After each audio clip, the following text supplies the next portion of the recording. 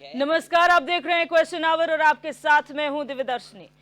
उत्तराखंड की 5 लोकसभा सीटों में भारतीय जनता पार्टी ने सभी सीटों पर प्रत्याशियों की घोषणा कर दी है, तो कांग्रेस ने अब तक 3 सीटों पर उम्मीदवार घोषित किए हैं। बीजेपी ने पौड़ी से अनिल बलूनी को उम्मीदवार बनाया है, तो कांग्रेस ने गणेश गोदियाल को टिकट दिया है। नैनीताल से बीजेपी ने अजय भट्ट को दोबारा प्रत्याशी बनाया है, लेकिन कांग्रेस ने नैनीताल से अभी तक कोई उम्मीदवार नहीं उतारा। टिहरी से बीजेपी ने मौजूदा सांसद माला राज्य लक्ष्मी शाह को उम्मीदवार बनाया है, तो वहीं कांग्रेस ने जोत सिंह गुनसोला पर भरोसा जताया है। जबकि अल्मोड़ा से बीजेपी ने अजय टम्टा को टिकट दिया है, तो कांग्रेस ने प्रदीप टम्टा को मैदान में उतारा है। 5 सीटों में सबसे हॉट सीट हरिद्वार से बीजेपी ने पूर्व सीएम त्रिवेंद्र सिंह रावत को मैदान में उतारा है, लेकिन हरिद्वार सीट से कांग्रेस ने अब तक प्रत्याशी की घोषणा नहीं की है। इन सबके बीच कांग्रेस नेताओं का दावा है कि पार्टी इस बार के चुनाव में बेहतर प्रदर्शन करेगी, तो दूसरी तरफ बीजेपी जीत को लेकर आश्वस्त नजर आ रही है। कांग्रेस नेताओं का क्या कुछ कहना है आपको सुनाएंगे, उसके बाद चर्चा में आगे बढ़ेंगे।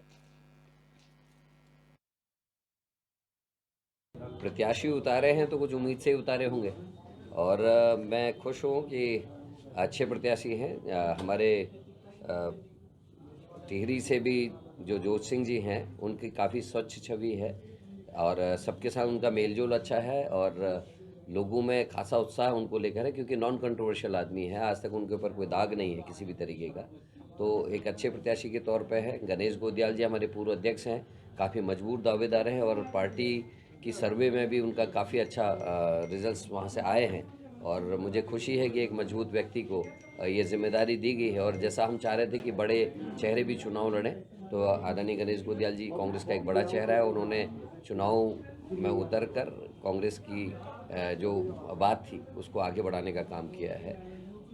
अल्मोड़ा पिथौरागढ़ संसदीय क्षेत्र में अजय टम्टा जी को लेकर काफ़ी नाराज़ी लोगों में है, यहाँ तक कि बीजेपी के कार्यकर्ताओं में भी है। प्रदीप टम्टा जी को लोग इंटेलेक्ट के रूप में देखते हैं और मुझे उम्मीद है कि कांग्रेस का सभी कार्यकर्ता पूरी ताकत से अगर वहाँ मेहनत करेंगे तो प्रदीप टम्टा जी भी बेहतर रिजल्ट देंगे। तो हल करने का मैं उस पर मेहनत करूँगा, वो यही मेरी कोशिश होगी। मैं आज इस मौके पर हमारे प्रदेश अध्यक्ष जी, हमारी महिला कांग्रेस की अध्यक्षा जी, तमाम कांग्रेस के साथियों द्वारा यहाँ पर हमारे प्रदेश मुख्यालय में जो ये उत्सव का वातावरण है, जो 3 सीटें अल्मोड़ा से हमारे प्रदीप टम्टा जी और टिहरी से जोत सिंह गुनसोला जी को ये जवाबदारी मिली है कि वो चुनाव लड़ें मजबूती के साथ। ये माहौल जो आपको ये उत्सव का यहाँ पर दिख रहा है, इसलिए दिख रहा है कि पूरे प्रदेश में इस बात की चर्चा है कि कांग्रेस ने बहुत ही मजबूती के साथ चुनाव लड़ने की ठानी है और ऐसे लोगों को टिकट दिया है कि जो निश्चित रूप में जीत कर आने वाले हैं। हाईकमान का निर्णय, प्रदेश का नेतृत्व का निर्णय, उस प्रक्रिया में लगे हुए सभी लोगों का निर्णय, सामूहिक निर्णय है कि मुझ जैसे कार्यकर्ता को जो है टिहरी लोकसभा से जो है प्रतिनिधित्व करने का मौका मिला। मैं टिहरी की लोकसभा क्षेत्र की समस्त जनता को ये आश्वस्त करना चाहता हूँ कि मैं एक सेवक के रूप में, मैं राजा महाराजा के रूप में नहीं बल्कि मैं एक सेवक के रूप में, एक कार्यकर्ता के रूप में जो हूँ उनका प्रतिनिधित्व करूँगा और संसद में जितनी इस टिहरी लोकसभा क्षेत्र की, इस पूरे प्रदेश की जो समस्याएं हैं उनका सूचीबद्ध प्राथमिकता के आधार पर जो है संसद में गुंजायमान करेंगे और उसका निष्कर्ष भी निकालने का प्रयास करेंगे, क्योंकि इस समय टिहरी लोकसभा में ही नहीं पूरे प्रदेश के अंदर परिवर्तन की लहर चल रही है और ये परिवर्तन की लहर जो है इस 10 साल के जो सूखा पड़ा है कांग्रेस का, उसको जो है समाप्त करने का अवसर मिला है।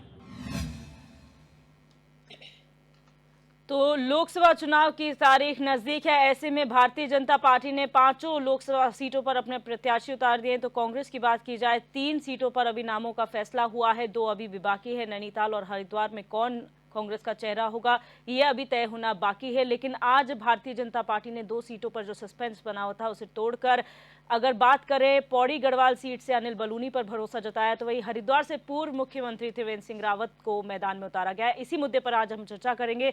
तमाम मेहमान हमारे साथ जुड़ चुके हैं, उनका इंट्रोडक्शन आपसे करा देते हैं। हमारे साथ सत्यवीर सिंह चौहान भाजपा प्रवक्ता जुड़ चुके हैं, जयेंद्र रमोला कांग्रेस नेता फोन लाइन पर जुड़े हुए हैं, देवेंद्र उत्तराखंडी जी जुड़े हुए हैं हमारे साथ यूकेडी प्रवक्ता, और वीरेंद्र शर्मा जी राजनीतिक विश्लेषक हमारे साथ जुड़े हुए हैं। आप सभी का इस चर्चा में स्वागत है। सबसे पहले सत्यवीर चौहान जी, आप लोगों ने जो एक तरीके से सरप्राइज दिया है, जो आप लोग कह रहे थे कि नहीं वही कंटिन्यू होंगे, वहीं दो नए चेहरे आप लोगों ने उतारे, क्या कहेंगे इस पर? दिव्य दर्शनी जी, मैं आपकी चर्चा में विशेषकर से केंद्रीय नेतृत्व का आभार करता हूं कि उन्होंने हमारे 5 सीटों की घोषणाएं कर दी है।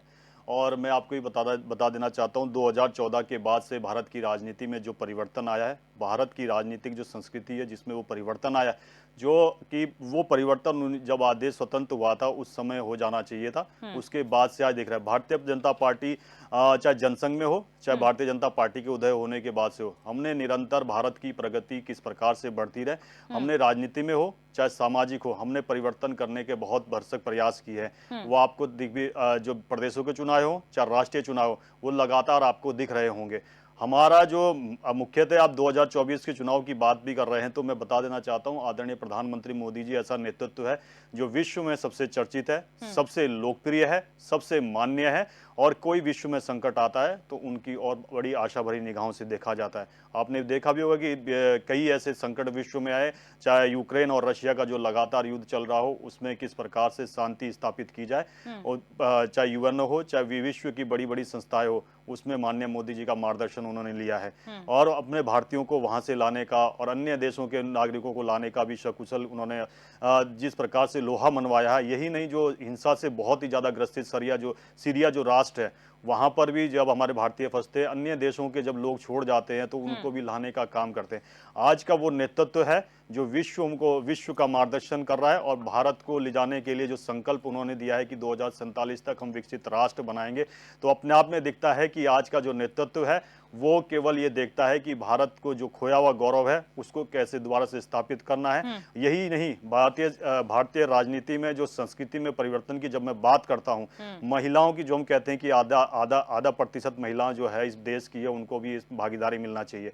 स्पेशल सेशन पार्लियामेंट के अंदर लाया और उनके लिए 30% आरक्षण की जो व्यवस्था करी है, वो अपने आप में दिखाता है कि जो राजनीतिक परिवर्तन बहुत पहले हो जाना चाहिए था वो आदरणीय प्रधानमंत्री मोदी जी के नेतृत्व में। यही नहीं कि हमारी जो संसद है, नई संसद बनी है, उसमें सभी वर्गों को, लोगों को वहां पर जिस प्रकार से लाया गया, वो भी वास्तव में दिखाता है कि नया भारत, बदलता भारत आज है। यही नहीं, हम जब राजपथ का नाम बदलते हैं कि एक जिसको कर्तव्य पथ के नाम से कर्तव्य पथ उसका नाम दिया गया है, अमृत गार्डन उसको उद्यान दिया गया है, जो आपका राष्ट्रपति भवन में जो मुगलों की निशानी थी, मुगल गार्डन था। और यही नहीं, अगर मैं सैनिकों की बात करूं तो आज सैनिकों का मनोबल जिस परचम पर लहरा है, उसके लिए मैं थोड़े से 1-2 उदाहरण के साथ आपको बताना चाहता हूं कि जो हमारा सबसे बड़ा जो द्वीप समूह है, अंडमान निकोबार द्वीप समूह है, वहां पर जो 21 द्वीप समूह है जिनको की जो अनाम द्वीप समूह थे, उनको जो हमारे परमवीर चक्र विजेता है उनके 21 नामों से वहां पर उनको वो नाम दिया गया। यही नहीं, वहां पर जो रॉस जो एक द्वीप था, जो कि अंग्रेजों की जो एक निशानी थी, उस निशानी को मिटाने के लिए वहां पर सुभाष चंद्र बोस उस स्थल का नाम रखा गया। जब सुभाष चंद्र बोस का नाम आता है, क्योंकि नेताजी के नाम से उनको पूरा विश्व जानता है, और उनका जो योगदान है भारत की स्वतंत्रता में, वो बहुत बड़ा योगदान है, और आज के युवाओं के लिए और आने वाली कई पीढ़ियों के लिए वो अमूल्य मार्गदर्शन करेगा। यही नहीं, जो हमारा कर्तव्य पथ जो हम कहते थे, जिसको कि अब कर्तव्य पथ दिया गया नाम, वहां पर जॉर्ज परचम की जो मूर्ति थी उसको हटा के वहां पर सुभाष चंद्र बोस की 28 फुट की ग्रेनाइट की मूर्ति स्थापित की गई। यही नहीं, उस इंडिया गेट के पास जो शौर्य स्थल बनाया गया, हर देश का अपना एक शौर्य स्थल होता है, अपने बलिदानों को नमन करने का एक स्थान होता है, मगर भारत के पास इतने वर्ष हो गए थे कि नहीं था। मगर हमारे प्रधानमंत्री, आदरणीय प्रधानमंत्री जी ने जिस प्रकार से वहां पर स्थापित किया, यही नहीं, अगर उत्तराखंड की दृष्टि से भी कहूं कि सैन्य बहुल राज्य है, तो यहाँ पर भी लगातार मांग चल रही थी कि एक सैन्य धाम होना चाहिए, एक वॉर मेमोरियल होना चाहिए। वो उत्तराखंड में बना और आगे सैन्य धाम बन रहा है। निरंतर वो कार्य हो रहे हैं, चाहे महिलाओं के सशक्तिकरण के लिए प्रधानमंत्री मोदी जी की सरकार में 26 से अधिक ऐसी योजनाएं महिलाओं को फोकस्ड करके बनाया गया कि उनके लिए जो महिला योजना है, चाहे आपके गैस से लेके चाहे आपके हवाई सेवा से लेके, अगर कहना चाहूंगा परमानेंट कमीशन आज तक हमारी जो प्रधानमंत्री प्रधानमंत्री मोदी जी के आने से पहले महिलाओं के लिए नहीं था, वो परमानेंट कमीशन देने का भी हमने काम किया। यही नहीं, सीआईएसएफ ठीक है, की पहली सतीश जी, महानिदेशक, मैं अगर वक्त बनाने भी मैं नहीं। खत्म करता हूँ, सीआईएसएफ की जो पहली महानिदेशक है वो नीना सिंह, वो भी आदरणीय प्रधानमंत्री मोदी जी के आने के बाद ही होता है। वो तमाम कार्य हो रहे हैं। ऐसे ही नहीं कहा प्रधानमंत्री मोदी ने जो खोया हुआ गौरव है, जो यही समय है, सही समय है, और ये जो निर्णय होंगे वो भारत के 1000 वर्षों की गूंज तक सुनाई देगी। ठीक है, देवचंद्र उत्तराखंडी जी, आपने अभी सुना सत्यवीर चौहान जी ने एक लंबी फहरिस्त जो है यहाँ पर बता दी कि भारतीय जनता पार्टी ने क्या कुछ किया और 2014 से पहले कौन सी चीजें नहीं हुई थी जो बदलाव लेकर आई है। आप क्या इस बात से इत्तेफाक रखते हैं? दिव्या जी, मैं आपके चैनल के माध्यम से सबसे पहले एक औखान कहते हैं कि लड़के का नाम अगर धनपति रख जाए और घर में आटा नहीं होगा तो उनको धनपति, उनका सेठ नहीं कहा जा सकता है। अभी जो चौहान जी ने बहुत सारी बात बोली है कि वहाँ पर नाम बदल दिया, नाम बदलना बहुत अच्छा है, नेताजी हमारे थे, हम जान सकते हैं, लेकिन ये समझ सकते हैं कि उस नाम बदलने से सैनिक का जो कार्यशैली है, सैनिक के लिए जो आप संसाधन प्रोवाइड कर रहे हैं, उनके लिए क्या फर्क पड़ा। उसी प्रकार महिलाओं की आप बात करें कि महिलाओं का आपने ये प्रतिशत दे दिया, वो प्रतिशत दे दिया, आप बहुत सारे गिनाए। आप जान सकते हैं कि महिलाओं पर हुए देश में पिछले 10 सालों में, मैं पहले के 10 सालों में हुए अत्याचारों के ऊपर में जो अत्याचारी हैं, जो उनके जो दोषी हैं, उनके ऊपर आपका कोई एक्शन है? नहीं है। तो ऐसे नाम बदलने से या नाम करने से कोई बड़ा कोई नहीं होता। उत्तराखंड से लेकर के पूरे देश में इन पिछले 10 सालों में जनता समझ गई है कि इसमें कितने जुमले हैं, कितने सच्चाई हैं, गैस में कितना है, घरों में कितना है। बार बार देखने में ये आता है कि सीतारमण जो मैम है, जो वित्त मंत्री हैं, वो बोलते हैं कि 4 लाख लोगों को दे दिया, 3 लाख लोगों को दे दिया, और प्रधानमंत्री अपने वक्तव्य में बोलते हैं कि 3 करोड़ लोगों को दे दिया, और उसके बाद बोलते हैं कि वो चाबी जो है नेहरू जी ले गए। तो इस टाइप के जो जुमले हैं, इस टाइप की जो बातें हैं, इससे पूरा व्हाट्सएप ग्रुप भरा हुआ है, पूरा फेसबुक भरा हुआ है, पूरा ट्विटर भरा हुआ है, और सब समझ चुके हैं, सब जान चुके हैं। और यहाँ पर के माध्यम से तो बड़ी अच्छी बात है कि यहाँ के माध्यम से तो सिर्फ हमको ये देना चाहिए संदेश कि वास्तविकता क्या है। अभी बात आज का जो विषय है कि सबने इन्होंने बीजेपी ने 5 कैंडिडेट सांसद अपने नामित कर दिए हैं, और कांग्रेस ने अभी तक 3 ही किए हैं। इन दोनों पार्टियों का तो रहा है कि कभी इनका कभी उनका, तो वो तो देखेंगे कहाँ से कौन लड़ रहा और कहाँ से किसको लड़ाना है। तो ये चुनाव नहीं लड़ाते, ये मुर्गा लड़ाते हैं, और इनको ये बैलों की लड़ाई, जो बैला होते हैं, भैंसे होते हैं, उसके माफी लड़ाई। इनको देखना किसका पहलवान और किसका कमजोर है और कौन जीतेगा, कैसा जीतेगा। अगर हमारी बात करें, हमने अभी उत्तराखंड क्रांति दल ने, हमने ऐसा कोई अभी तक नहीं, हमने अपने प्रत्याशी बिल्कुल तैयार रखे हुए हैं। हमने वो प्रत्याशी तैयार रखे हैं जो पार्टी के लिए काम करता है, जो जनता के लिए काम करता है, जनता के बीच में उसकी क्या पहुंच है। बहुत जल्द हम भी अपने 5 नाम आपके सामने ले आएंगे, और निसंदेह इस बार जो टक्कर होगी, अगर अभी भी हम एक बात इस चर्चा में रखेंगे, अगर निष्पक्ष चुनाव, जैसे चुनाव के आधार पर इस देश में भ्रष्टाचार में जो घुस गए, चुनाव से लेकर कर एक एक चीज उसको हटकर अगर चुनाव होता है, निसंदेह उत्तराखंड क्रांति दल विजय हासिल करेगी, ऐसा मेरा अपना मानना है। बिल्कुल। जयेंद्र रमोला जी, अगर आप मुझे सुन पा रहे हैं, तो आप लोगों ने जो 3 सीटों पर प्रत्याशियों का ऐलान किया है, पहले भारतीय जनता पार्टी करती है, उसके बाद आप करते हैं, अभी भी 2 सीटों पर संशय है, कब तक उम्मीद कर सकते हैं इन 2 सीटों पर नामों की? बहुत जल्द ही दोनों सीटों पर हमारे प्रत्याशी घोषित होंगे। और जैसे आपने देखा होगा, जो तीनों सीटों पर प्रत्याशी घोषित किए गए, अपने आप में मजबूत कैंडिडेट हमारे घोषित किए गए। चाहे वो जोत सिंह गुंसोला जी हों, टिहरी से बहुत पुराने कांग्रेस लीडर रहे हैं और विधायक भी रहे हैं, और उत्तराखंड क्रिकेट बोर्ड के चेयरमैन भी हैं। उसी तरह से गणेश गुरजाल जी प्रदेश के अध्यक्ष रहे हैं, पूर्व विधायक भी रहे हैं, अपने आप में बहुत मजबूत शख्सियत है, और पौड़ी से वो प्रत्याशी हैं। और प्रदीप टमटा जी तो पूर्व में MP भी रहे, राज्यसभा सांसद रहे, लोकसभा सांसद रहे। तो तीनों प्रत्याशियों की घोषणा हो गई है, और बहुत जल्द ही हमारे 2 प्रत्याशी और भी घोषित हो जाएंगे। जिस तरह से हमारे बीजेपी के मित्र कहते हैं चौहान साहब की, क्योंकि गुणगान ही चलता रहता है कि मोदी जी ने ऐसा कर दिया, महिलाओं के लिए आरक्षण बिल पास कर दिया। क्या आरक्षण बिल 2024 के चुनाव में लागू करेंगे? अगर हिम्मत है तो 2024 के चुनाव से लागू करें। इन्होंने केवल एक जुमला छोड़ना है, ये जुमला पार्टी है, ये केवल जुमला छोड़ने का काम करते हैं। इन्होंने जुमला छोड़ दिया कि आरक्षण भी है, अब करिए 2029 से शुरू। क्या बात हुई? ये कहते हैं हमने विदेशों की धरती से, विदेशों की धरती आतंकवाद जहाँ जहाँ दिक्कतें होती। माफ कीजिएगा रमोला जी, आपकी वॉइस कनेक्टिविटी में कुछ इशू है, आपके पास आएंगे वापस। वीरेंद्र शर्मा जी, आपका एनालिसिस क्या कहता है? जो सीटों का अब चयन हुआ है, जो नाम डिक्लेयर किए गए हैं, उसको किस तरीके से आप देख रहे हैं, चाहे 5 सीटें बीजेपी की तरफ से या 3 सीटें कांग्रेस की तरफ से? देखिए दिव्या जी, पहले तो मैं बीजेपी को और कांग्रेस को दोनों को ही बधाई देना चाहता हूं कि उन्होंने अपने प्रत्याशी की लिस्ट जारी कर दी है। और बाकी अगर हम चुनाव को एक वोट बैंक के नज़रिए से देखें तो देखिए इन दोनों पार्टी के बीच में ही मेन मुकाबला होने वाला है। आप मेरे साथी यहाँ पे यूकेडी प्रवक्ता भी बैठे हैं, इनका भी अपना एक प्रत्याशी ज़रूर होगा, लेकिन आपको पता है कि हमारे उत्तराखंड में लोगों की ज़बान पे जो आज 2 पार्टियों का नाम है ज़्यादा, बीजेपी और कांग्रेस, तो वोट में जो भी अंतर रहेगा जीत और हार का वो तो समय बताएगा, परंतु मेनली 2 पार्टियों का यहाँ लड़ाई देखा जाता है, 2 पार्टियों की लड़ाई होती है यहाँ ज़्यादा। अभी हमारे प्रदेश में इस तरीके का समीकरण है। उत्तराखंड क्रांति दल मैं समझता हूँ कि अगर ये गठबंधन के साथ चल के या कुछ इस तरीके की समीकरण या रणनीति बनाते तो शायद विपक्ष को फायदा होना था। यहाँ इंडी वर्सेस एनडीए का मुकाबला है और यानी बीजेपी वर्सेस इंडी का मुकाबला होना चाहिए था। और देखिए वो सब मैं देख नहीं रहा हूँ, आज आम आदमी पार्टी का भी गायब है आपके पैनल से, क्योंकि वो भी गठबंधन के सहयोगी होने की बात करते हैं। तो मैं भी ये देखना चाहता हूं कि जो विपक्ष है वो बीजेपी के खिलाफ कैसे लड़ना चाह रहा है, आगामी चुनाव को लेके वो क्या रणनीतियों के साथ लड़ना चाहते। देखो ये जरूर हमें भी पता, आपको भी पता है कि बीजेपी इस वक्त मजबूत है, धरातल पे मजबूत है हमारे प्रदेश में।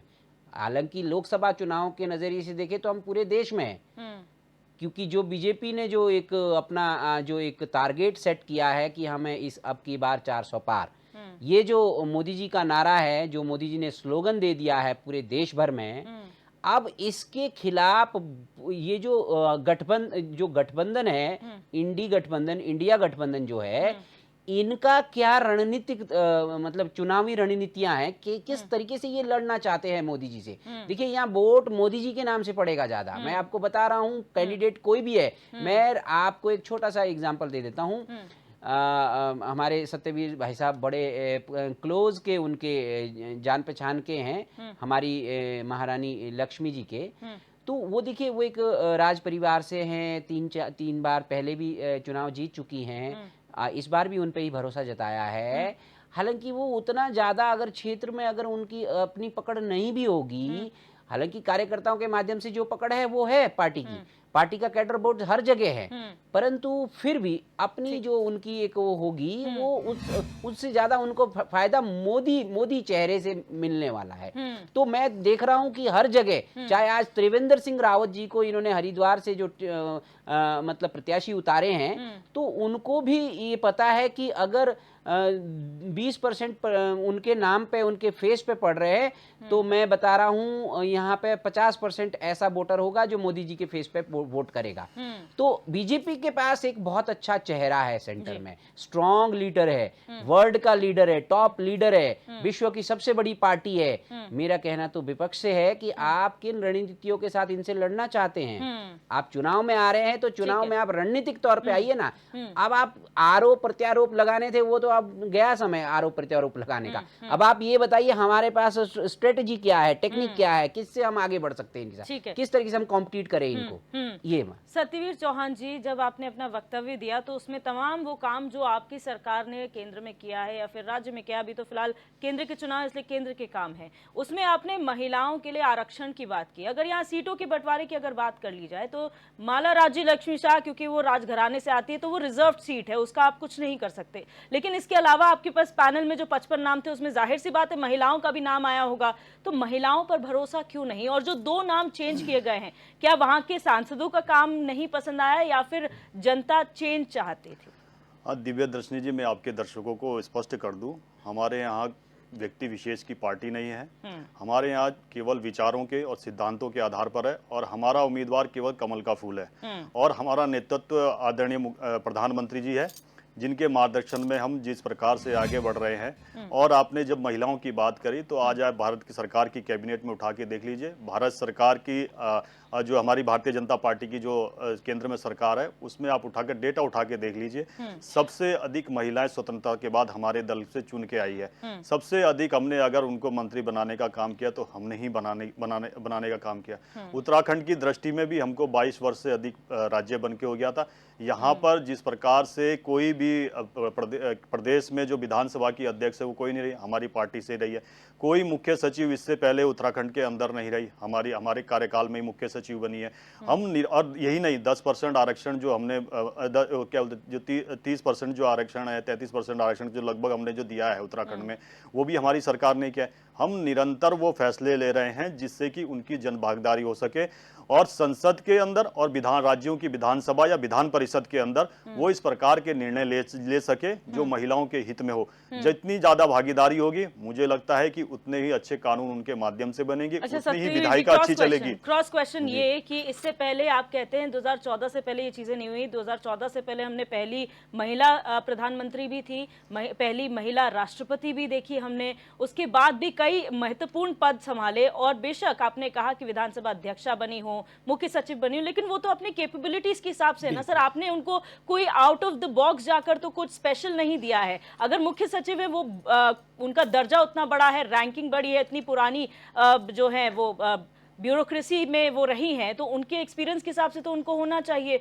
तो ये इसमें कहाँ से आप लोगों की स्पेशल वो आ गई है? दिव्या दर्शनी जी, मैं आपको स्पष्ट कर दूं, जो आपने कहा कि राष्ट्रपति भी रही है, प्रधानमंत्री भी रही है, तो उनके कार्यकाल को उठा के देख लीजिए और उनके कार्यकाल को उठा के देख लीजिए। अगर आप राष्ट्रपति की बात भी करती है, वैसे तो वो एक संस्था है, उसका आदर होना चाहिए और सबको करना चाहिए, चाहे किसी भी दल के हो। जब द्रौपदी मुर्मू का जब हम कह रहे थे कि भाई एक आदिवासी समाज से आ रही है जो इतने संघर्षों के बाद आई है, कि इतने यातनाओं को सहते हुए आई है, चाहे उनके बीच में उनके पति का जिस प्रकार से स्वर्गवास हो, उसके बाद उन्होंने निरंतर अपने समाज को आगे लाने का काम किया। उसके बाद हमने कहा कि सभी दल एक होके आते हैं। आपने देखा कि बड़ा दुखद था कि जिस प्रकार से नेता प्रतिपक्ष ने किस प्रकार के उनके लिए शब्दों का प्रयोग किया। मैं आपके चैनल पे नहीं करना चाहता हूं, हमारी आचरण भी नहीं उस प्रकार का। और यही नहीं, उत्तर प्रदेश जो सबसे बड़ा जनसंख्या वाला एक भूभाग वाला राज्य है, वहां पर अगर जो हमारा जिसको लगातार स्वतंत्रता के बाद से केवल एक गरीबी हटाओ का नारा, उस तबके को आगे लाने के लिए लगातार लॉलीपॉप देते गए, मगर उस तबके में अगर किसी के द्वारा अगर उसको आगे लाने का काम किया तो मायावती को लाने का भी काम हम मुख्यमंत्री के रूप में आगे लाने का काम किया। हमने जब हम सत्ता में आए, ये हमारे लिए सत्ता साध्य नहीं है। मैं आपको स्पष्ट कर दूं, हमारे लिए अपने संविधान के माध्यम से और ये जो हमारी प्रणाली है, ये जो काम करने की जो प्रणाली है, उसके माध्यम से हम एक बड़ा माध्यम लेते हैं और उसके बाद लोगों के बीच में जाते हैं, उनके काम करते हैं। एक बात आई है कि वित्त की बात आई कि वित्त के मामले में हमने क्या किया। वैसे तो मैं बताना चाहूँ, केवल भारत की अभी तक की राजनीति में, केंद्र की राजनीति में मात्र एक ऐसे प्रधानमंत्री हुए हैं जो गवर्नर भी रहे हैं, जिनके की नोटों पे साइन होते थे। उनके कार्यकाल में आप देख लीजिए कि भारत की आर्थिक स्थिति क्या थी कि हम 11वें नंबर पे थे, और आज की स्थिति में देख लीजिए गरीब माँ का बेटा आता है और हम 5वें नंबर पे आज की स्थिति में आते हैं। यही नहीं, इससे पहले बड़ी बड़ी विश्व की जो संस्थाएं थी कि भारत की जो आर्थिक स्थिति है, जो जीडीपी होगी, जो आर्थिक गति होगी, वो 6 के लगभग होगी, मगर आप देख लीजिए कि 8 पॉइंट से अधिक हम आगे निकल गए हैं। ये दिखाता है कि भारत के लोगों को के प्रति अगर आप चिंतित होते हो तो गरीबी आंकड़ा भी जो भी आया है, निकल के आया है कि 28.82 करोड़ लोग गरीबी रेखा से बाहर निकल के आए, उसमें 9 लाख से अधिक उत्तराखंड के अंदर गरीबी रेखा से बाहर निकल के आए। यही नहीं, जब वित्त की बात होती है तो वैश्विक मारी, इतनी बड़ी वैश्विक महामारी आई जिसमें जो बड़े बड़े देश थे जो कहते थे कि हम पूरे विश्व का नेतृत्व करते हैं, उनकी वित्त आर्थिक स्थिति भी चरमरा गई। और हम देखे कि कोविड के इतने बड़े प्रारूप के आने के बाद भी हमने 2 वैक्सीन बनाई, सबको फ्री वैक्सीन लगाई। यही नहीं, 81 करोड़ के लिए लगभग लोगों को हम लगातार मुफ्त अनाज दे रहे हैं। और यही नहीं, सबसे बड़ी बात है कि डिजिटल इंडिया, आज हमने प्रत्येक योजनाओं को जो केंद्र की है, राज्य की भी लगातार योजनाओं को हम डिजिटल कर रहे हैं। अगर हम आज केंद्र से कोई भी योजना का पैसा चलता है तो सीधा उसके अकाउंट में जाता है। ये दिखाता है कि जो हम जिस आधार पे, जिस संकल्पों पे आए थे कि शुचिता के साथ, पारदर्शिता के साथ हम सरकार चलाएंगे, और उसी आधार पे हम सरकार चला रहे हैं। यही नहीं, सवाल इसलिए उठता है, देखिए आप लोगों ने काम किए हैं, आप लोग हर रैली में, रोड शोज में इनका बखान करते हैं, अच्छी बात है, वो जनता के समझ में भी आ रही है। लेकिन ये कहना है कि 2014 से पहले, क्योंकि सिर्फ सरकार नहीं थी, आपके कितने सरकारी कर्मचारी थे जिन्होंने मेहनत की है, वो सबकी मेहनत बेकार गई। अगर जब आप ये बोलते हैं 2014 से पहले कुछ नहीं हुआ, तो क्या उन लोगों की मेहनत बेकार नहीं है? मैं फिर याद दिलाऊंगी, आप ही के प्रधानमंत्री, आप ही के पार्टी के अटल बिहारी वाजपेयी, उन्होंने सदन में कहा था कि मैं 70 साल पहले क्या हुआ या पहले क्या हुआ मैं उसको कोसना नहीं चाहता हूं, क्योंकि वो हमारे जो देश के किसान हैं, लोग हैं, उनकी जो मेहनत है उनको कोसने जैसा होगा, इसलिए मैं वो काम नहीं करूंगा, मैं वो व्यक्ति नहीं हूं। तो क्या आज इस बात को याद करने की जरूरत नहीं है कि आप सरकार को तो कोस ही रहे हैं, लेकिन साथ में वो लोग भी तो हैं जिन्होंने मेहनत की है, ब्यूरोक्रेसी है, उसमें किसान है, उसमें युवा है, उसमें बहुत सारे इंडस्ट्रियलिस्ट हैं जिन्होंने मेहनत की है। दिव्या दर्शनी, जब आप श्रद्धेय अटल बिहारी वाजपेयी का नाम लेते हैं तो मेरा भी मन बहुत ही उत्साह से भर जाता है। तो मैं बताना चाहूँगा कि अटल बिहारी वाजपेयी थी जो बड़ी संसद में उन्होंने कहा था कि मैं जब उनकी सरकार गिर गई थी, उन्होंने कहा था कि मैं नोटों के आधार पर अपनी सरकार नहीं चलाऊंगा और इस प्रकार की सरकार को मैं चिमटे से भी छूना पसंद नहीं करूंगा। यही नहीं, वो वक्तव्य भी याद करिए जब कांग्रेस हमारे ऊपर अस्ती थी, जब हम दो थे, हमें किस प्रकार से दीनहीन की भावना से देखते थे, हमें हास्य का पात बनाते थे।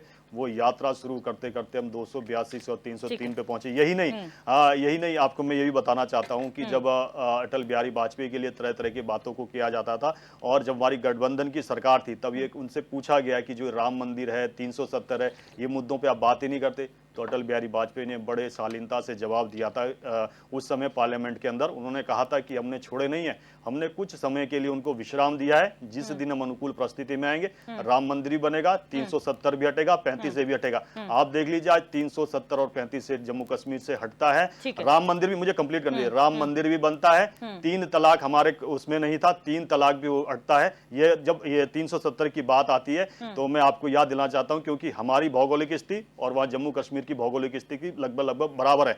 वहां पर चंद, जब 370 थी तो उससे पहले चंद पर्यटक वहां जाते थे। आज मैं बताना चाहता हूं उत्तराखंड की पॉपुलेशन से दुगना वहां जाता है, 3 करोड़ के लगभग वहां पर अभी तक वहां जा चुके हैं, हमारी जनसंख्या से भी ज्यादा। आप देख सकते हो कि 370 हटने के बाद कितना बड़ा परिवर्तन आया है, कितना सुकून से वहां पे सेना भी काम कर रही है, अन्य लोग भी काम कर रहे हैं। अभी आदरणीय प्रधानमंत्री मोदी जी की रैली थी, देखिए किस प्रकार से वहां भीड़ उमड़ पड़ती है। और राम मंदिर के लिए राम मंदिर के लिए, हाँ, एक चीज के साथ हमेशा से कश्मीर, आपको बता दिया जाए, कश्मीर को भारत का ताज कहा जाता था हमेशा से ही। एक चीज के साथ मैं पूरा कर देना चाहता हूँ।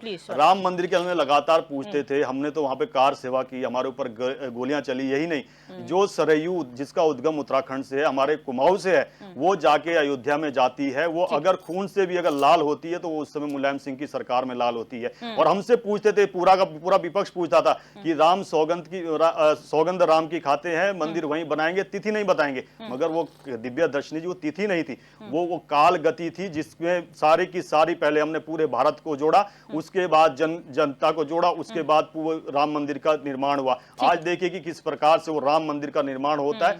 वो राम मंदिर का निर्माण नहीं, वहां भारत की भावनाओं का निर्माण हो रहा है। भारत अपने गौरव को लगातार उस आयाम पर ले जा रहा है और राम राज्य की कल्पना को जो हमने कहा था वो साकार होती हुई दिख रही है। और इसके साथ पूरा कर देता हूं, जो तीन तलाक की बात आती है, मैं इसलिए आऊंगी क्योंकि अभी मैं आपसे आपके जो पत्र है, घोषणा पत्र, उसका जिक्र करूंगी तो उसमें काम आ जाएंगे, क्योंकि आप लोगों ने जो घोषणा पत्र में पहले कहा था वो शायद आप लोग कहते हैं कि हमने पूरा कर दिया। अब आगे क्या की रणनीति है उस पर आऊंगी। जयंत रमोला जी, अगर आप मुझे सुन पा रहे हैं, जिस तरह से कांग्रेस ये कहती है, प्रियंका गांधी ने नारा दिया था लड़की हूं लड़ सकती हूं, उसके बाद आप लोगों ने जिन 3 सीटों पर अपने प्रत्याशी उतारे हैं उसमें महिला को चांस नहीं मिला है, ऐसा क्यों? आप लोग क्या 5 लोकसभा सीटों में आपके पास महिला नाम नहीं आए थे?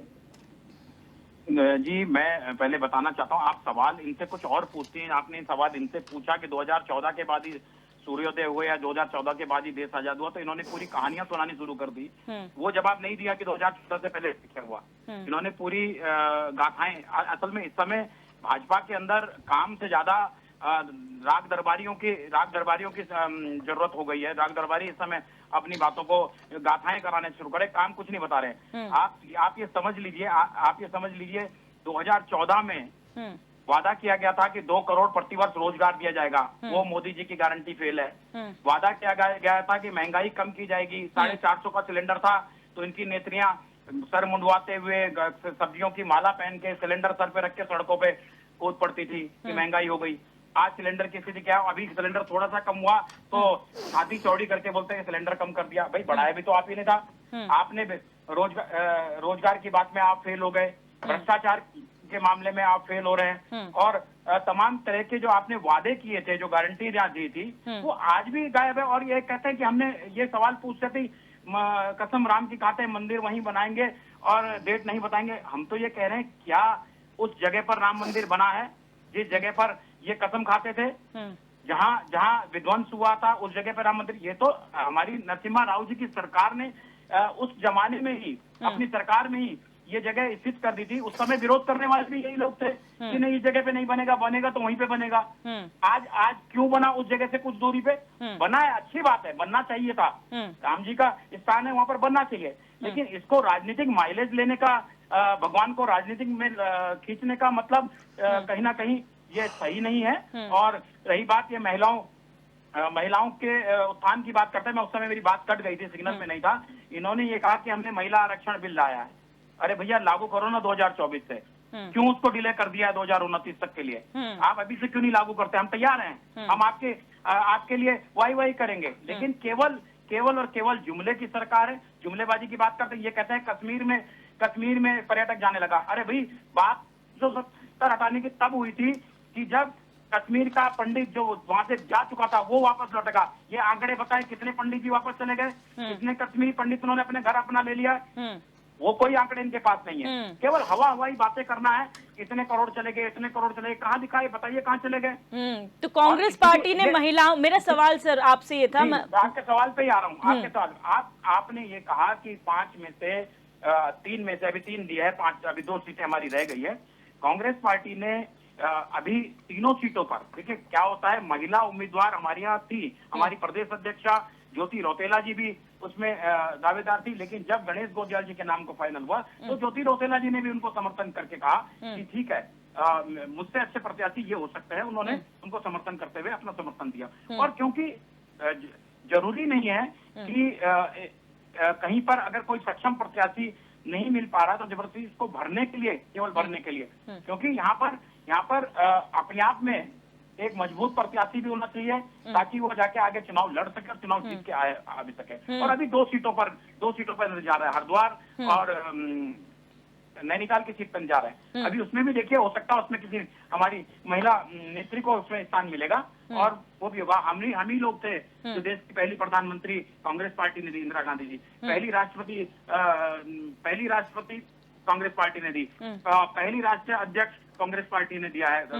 महिलाओं के रूप में। तो महिलाओं को उत्थान करने का नाम पे कांग्रेस सबसे आगे रही है। और ये जो महिलाओं के उत्थान की बात करते हैं, आज सबसे ज्यादा बीजेपी के नेता महिलाओं के उत्पीड़न में फंसते हुए नजर दिखाई देते हैं। सबसे ज्यादा आरोप इन पे लगते हैं। अंकिता भंडारी हत्याकांड होता है तो इनके प्रधानमंत्री जी चुप्पी साध लेते हैं, इनके मुख्यमंत्री जी चुप्पी साध लेते हैं। अंकिता भंडारी की माँ बैठी, अगर नहीं इनको मातृशक्ति की, क्यों नहीं अंकिता भंडारी के वीआईपी का जो उनकी माँ ने नाम लिया उससे पूछताछ की जाती है? उल्टा पुलिस ये कहती है कि आप सबूत लाइए। ये पुलिस का काम सबूत है, ये सरकार का या उसका बेचारे का जो नाम बता रही है कि ये वीआईपी है। तो कहीं ना कहीं इनकी कथनी और करनी में अंतर है। केवल इनका काम बखान करना है, झूठ और सिर्फ झूठ बखान करना है। और ये मेरी बात उस समय कट गई थी, उस समय ये कह रहे थे कि मोदी जी का पूरा और पूरे विश्व के अंदर है, सब कुछ विश्व में है, विश्व में जब कोई संकट आता है मोदी जी को याद करते हैं। अरे आसाम में भी संकट आया, क्यों नहीं गए मोदी जी? आसाम में इतने महीनों तक संकट रहा, क्यों नहीं पहुंचे मोदी जी? क्यों नहीं उसमें विचार किया गया?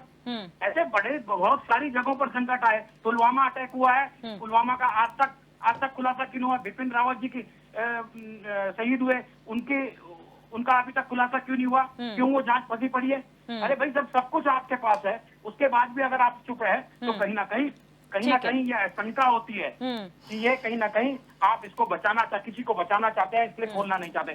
साहब वहाँ के गवर्नर ने कहा कि इनको पहले से पता था कि हमला हो सकता है हमारे 40 जवानों पे, उसके बावजूद भी इन्होंने एयरलिफ्ट नहीं किया, उसके बाद भी लापरवाही करी। 350 किलो आरडीएक्स, जहाँ चप्पे पर चेकिंग होती है, वहाँ पर 350 किलो आरडीएक्स हमारे जवानों की गाड़ी से टकरा जाता है, गाड़ी पे किससे जाके। तो आप सोचिए, तो कहीं ना कहीं सरकार की फेलिटी है।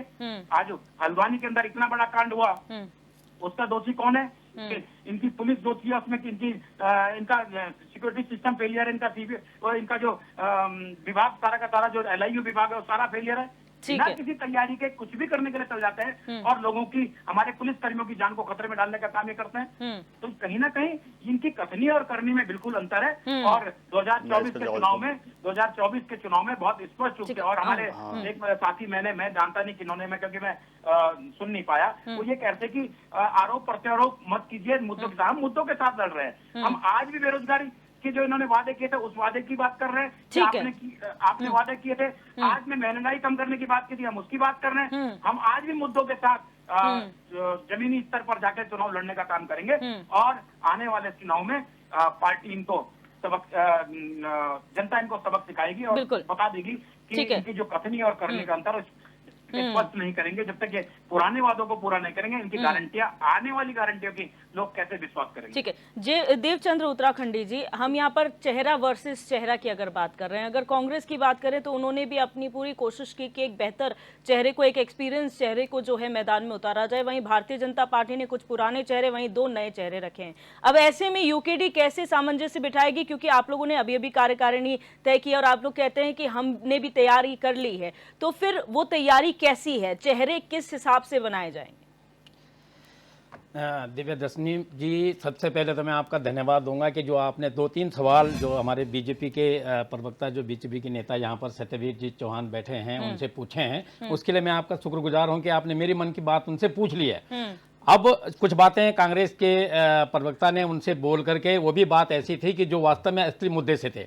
जैसे ये आप बात करते हैं, इनका बीजेपी का एक हमेशा ये रहा है, जैसे अभी देख रहे हो इन्होंने बोला है कि हमारी जो मुख्य सचिव हमारे जो है हमारे देन है, वो तो आपने बोल ही दिया। ऐसा ही बीजेपी का पहले से एक मंशा रहा है, एक ट्रेंड रहा है कि जो अपने उससे निकल जाए, उनके कार्यकाल में जाए, उनका पीठ, वो अपना पीठ थपथपाते हैं। थोड़ी देर के लिए मान लेते हैं कि अभी वैकेंसियां निकलती हैं, नौकरियां निकलती हैं, हालांकि वो सरकार का एक वो है, लेकिन क्या आज तक इन 70 सालों में जो नहीं हुआ था, प्रधानमंत्री और मुख्यमंत्री को उनके बाद अपॉइंटमेंट लेटर बांट रहे हैं, ये तो हमें कुछ नया नहीं दिख रहा है। हाँ, ये एक नया कार्य जरूर हुआ है कि और अभी अपॉइंटमेंट लेटर भी प्रधानमंत्री और मुख्यमंत्री बांटने लग गए हैं। ये उनकी अपनी उसमें क्या बोलते हैं, अपने कार्य में जोड़ने के लिए कि ये हमने किया है। इस प्रकार की ही रणनीति करते हैं। पुलवामा में आपके प्रधानमंत्री खुद बोलते हैं, जब उनका एक इंटरव्यू होता है, कि सैनिकों के उस पर कौन वोट लेता है, तो बोला साहब ये तो आपने ही बोला है। उन्होंने पुलवामा के बाद बोला था कि पुलवामा के शहीदों के नाम पहला वोट आपका पड़ेगा। ये उनके भाषण थे,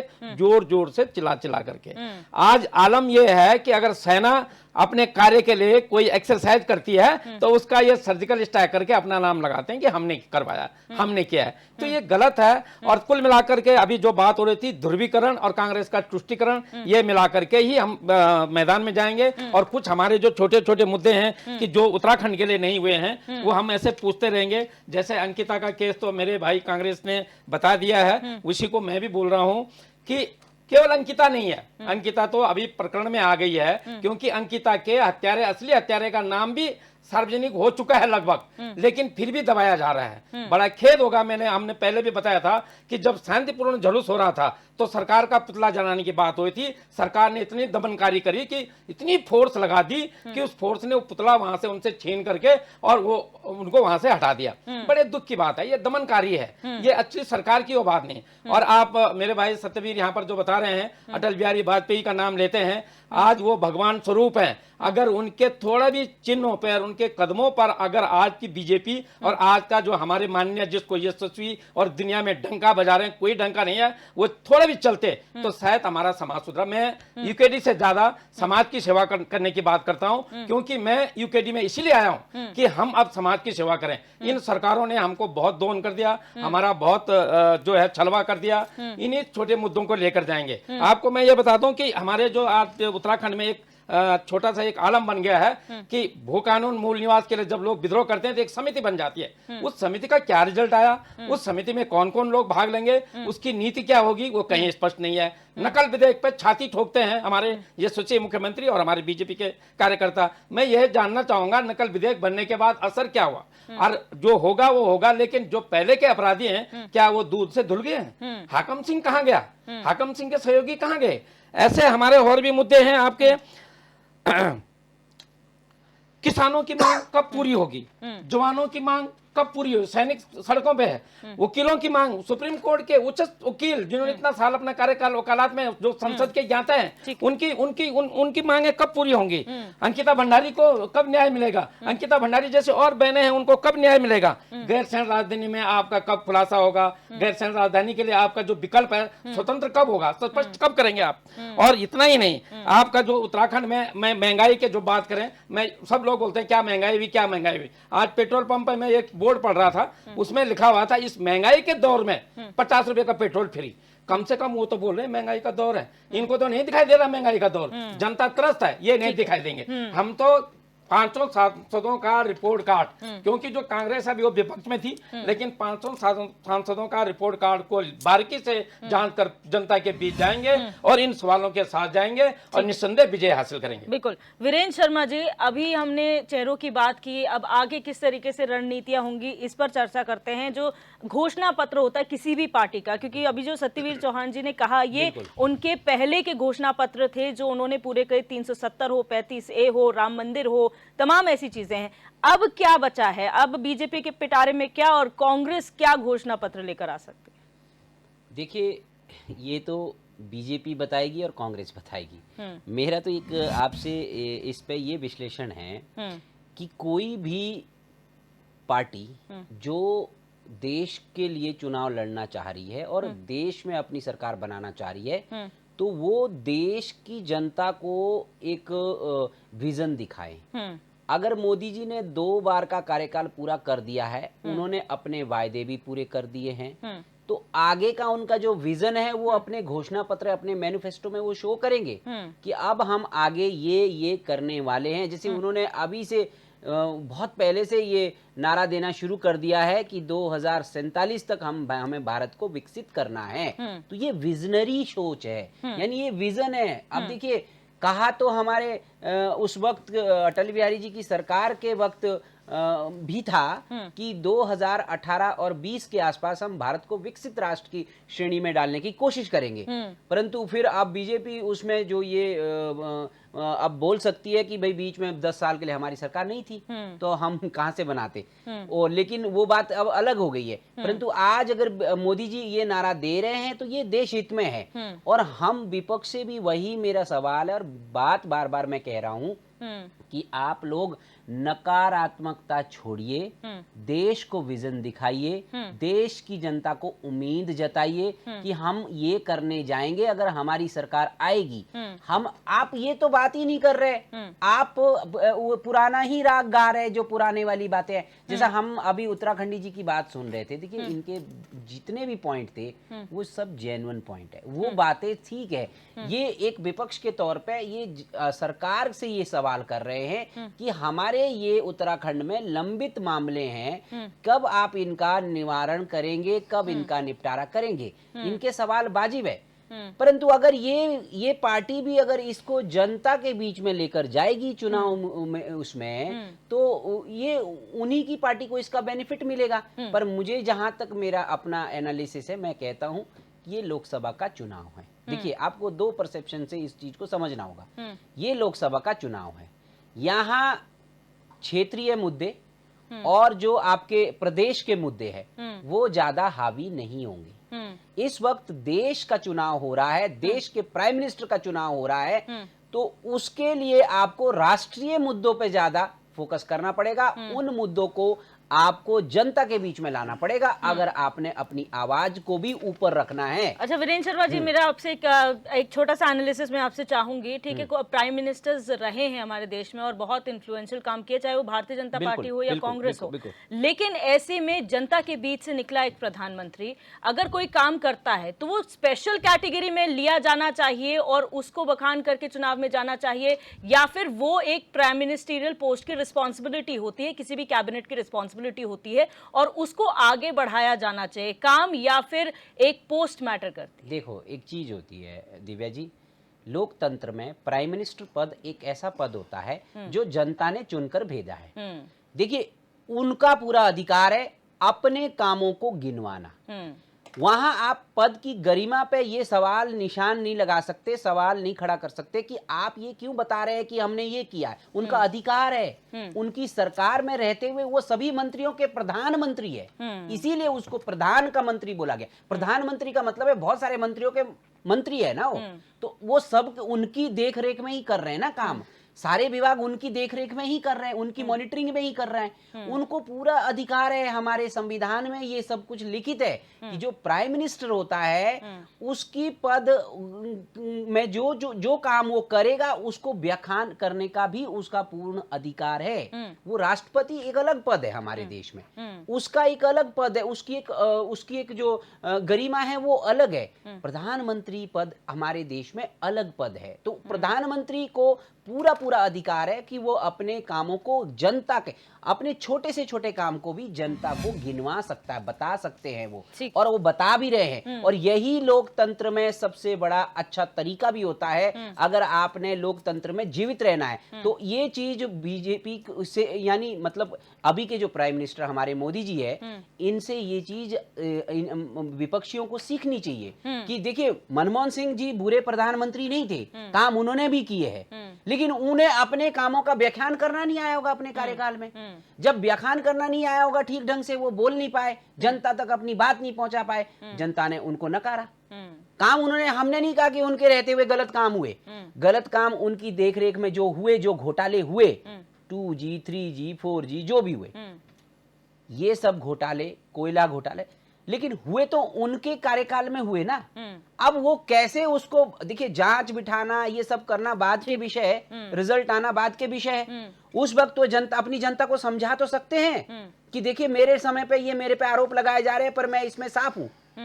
आरोप तो मोदी जी पे रोज लगते हैं, क्या मोदी जी उन आरोपों को अपने ऊपर होने देते हैं साबित? नहीं होने देते हैं। तो जनता के बीच में देखिए, अगर आपने चुनाव लड़ना है, जनतंत्र में रहना है, ये जनतंत्र है, लोकतंत्र है, लोकतंत्र का मतलब है जनता ही सर्वोपरि है। तो बीजेपी को अपने कामों का व्याख्यान करना आ रहा है, इसलिए आज वो अव्वल दर्जे की पार्टी है। और बीजेपी ने एक चीज और मैं जोड़ना चाहूंगा, बीजेपी ने 2 बार का जो ये टेन्योर है प्रधानमंत्री मोदी जी का, इन्होंने अपने मैनिफेस्टो में जो जो काम बताए थे वो पूरे भी किए हैं। लगभग 90% काम उनमें पूरे हो चुके हैं। बड़े बड़े मुद्दे देश को जो चाहिए थे, जो हमारी जनता जिन मुद्दों से लेकर काफी ज्यादा आक्रोशित थी हमारी जनता, जैसे आर्टिकल 370 पूरा देश चाहता था कि वो हटे।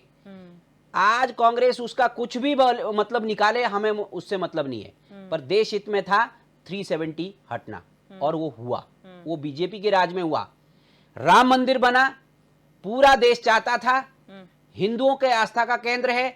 भारत एक ऐसा राष्ट्र है जिसमें सिर्फ हमारे लिए सिर्फ एक राष्ट्र है हिंदुओं के लिए, वो है भारत। अगर यहाँ जब राम का मंदिर नहीं होगा तो किसका मंदिर होगा यहाँ? पहली चीज।